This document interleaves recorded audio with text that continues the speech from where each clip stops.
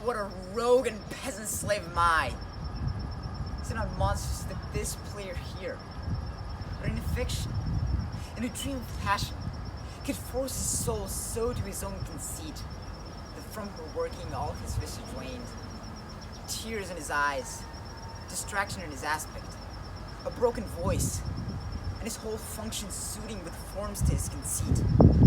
And all for nothing, for Hecuba. What's Hecuba to him, or he to Hecuba, that he should weep for her? What would he do had he the motive and the cue for passion that I have? He would drown the stage with tears, and cleave the general ear with horrid speech, make mad the guilty and appall the free, confound the ignorant and amaze indeed the very faculties of eyes and ears. Yet I, a dull and muddy metal rascal, peak like John of Dreams, I'm pregnant of my cause, and can say nothing. No, not for a king upon whose property in most dear life a damned defeat was made. Am I a coward? Who calls me villain, breaks my painted cross, tweaks me by the nose, gives me the line the throat is steepest to the lungs? Who does me this? Ha! Swoons I should take it, for it cannot be but I am pigeon-livered and lack gall to make oppression bitter. Or ere this I should have fatted all the region kites with this slave's offal. Bloody, body villain, remorseless, treacherous, lecherous, kindless villain. Oh, vengeance! Why, what an ass am I? This is most brave. That I, the son of a dear father murdered, prompted to my revenge by heaven and hell, must, like whore, unpack my heart with words that fall a-cursing like a very drab. A stallion! Fie upon it! Foe! About my brains! Yet I have heard the guilty creatures sitting at a play have, by the very cunning of the scene, been struck so to the soul that presently they have proclaimed their malefactions.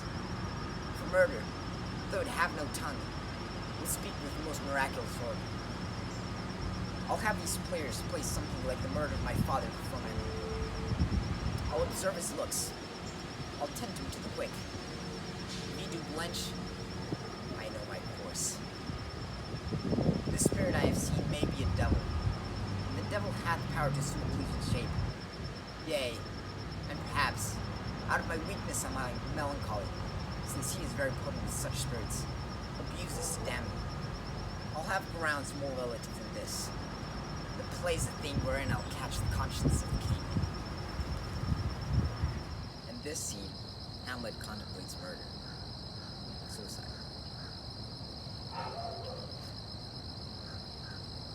To be, or not to be, that is the question. Whether 'tis nobler in the mind to suffer the slings and arrows of outrageous fortune, or take arms against the sea of trouble, and by opposing, end them. To die, to sleep, no more. And by sleep, to say we end the heart against 1,000 natural shocks that flesh is heir to. 'Tis a consummation to foully to be wished. To die, to sleep, perchance to dream. Aye, there's the rub. For in that sleep for death, what dreams may come when we have shuffled off this mortal coil must give us pause. There is the respect that makes calamity of so long life.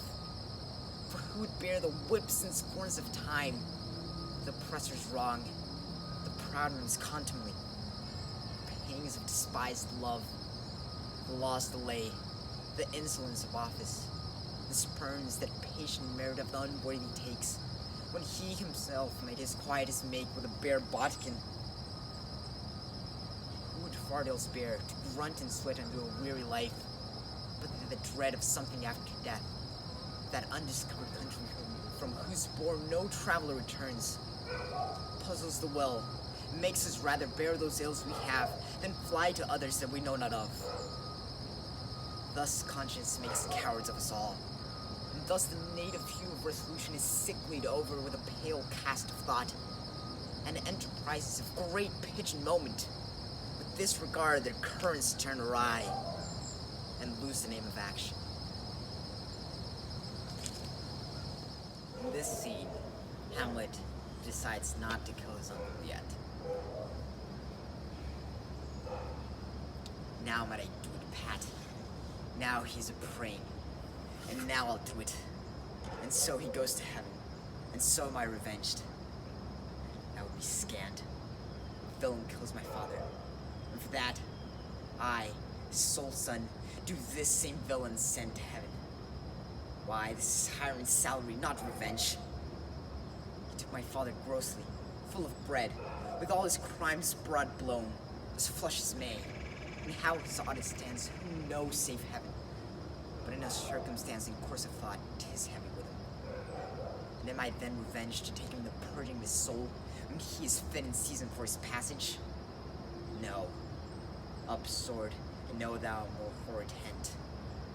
When he is drunk asleep, or in his rage, with the incestuous pleasure of his bed, at game, a swearing, or about some act that hath no relics of salvation in it, then trip him, that his heels may kick at heaven, and that his soul may be as damned and black as hell whereto it goes. My mother stays. This physic but prolongs thy sickly days. In this scene, Hamlet talks with his mother. Look here upon this picture, and on this, the counterfeit presentment of two brothers. See what a grace was sitting on this brow, Hyperion's curls, the front of Jove himself, an eye like Mars to threaten command, a station like the herald Mercury, new lighted on a heaven-kissing hill. A combination and form indeed, where every god did seem to set his seal to give the world assurance of a man. This was your husband. Hear now what follows. Here's your husband, like a mildewed ear, blasting his wholesome brother. Have you eyes?